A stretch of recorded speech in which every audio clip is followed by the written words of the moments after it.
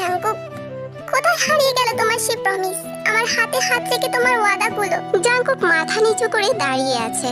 তোমার মনে আছে জাঙ্কুক, তুমি এই জায়গায় দাঁড়িয়ে বলেছিলে এই তোমার হাত ধরেছি, কখনো ছেড়ে যাব না। বলেছিলে ভালোবাসো আমায়।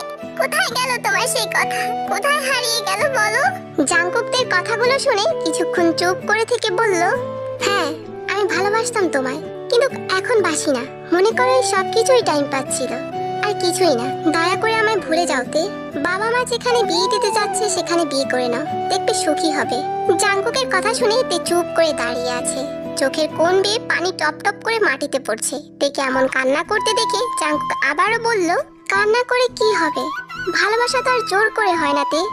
আর আমি যে বেতনে চাকরি করি সেটাতে আমার নিজের চলতেই হিমশিম খেয়ে যাই। বিয়ে করে আমি তোমাকে খাওয়াবো কি? আমি তো তোমাকে কখনো বলিনি আমি বিলাসিতায় থাকতে চাই। আমি পানি খেয়েও তোমার সাথে থাকতে পারবো। প্লিজ আমাকে ছেড়ে যেও না। পানি খেয়ে কি জীবন চলে? এসব সিনেমায় সম্ভব, বাস্তবতা অনেক কঠিন। তে জাঙ্কুকের চোখের দিকে তাকাতে পারছে না, সামান্য কেঁদেই যাচ্ছে। কিন্তু তার এই কান্না জাঙ্কুকের মন ছুঁতে পারছে না। সে আজ অমানুষ হয়ে গেছে। ভালো থাকো তে। এই বলেই জাঙ্কুক তেকে একা রেখে সেখান থেকে চলে যায়। আর তে জাঙ্কুকের যাওয়ার দিকে এক দৃষ্টিতে তাকিয়ে চোখের পানি ফেলতে লাগলো। সেদিন ব্রেকআপ হয়ে যাওয়ার পর কেটে গেল কয়েকটা দিন।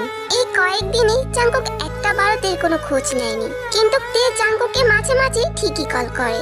জাঙ্কুক কলটা রিসিভ করে না, বরং তের কল আসলে উল্টো বিরক্ত হয়।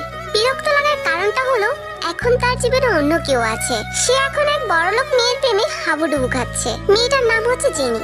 শপিং মলে জাঙ্কুকের সাথে জেনির প্রথম দেখা। তখন ওদের সাথে জাঙ্কুকের সম্পর্কটা ছিল। জাঙ্কুকের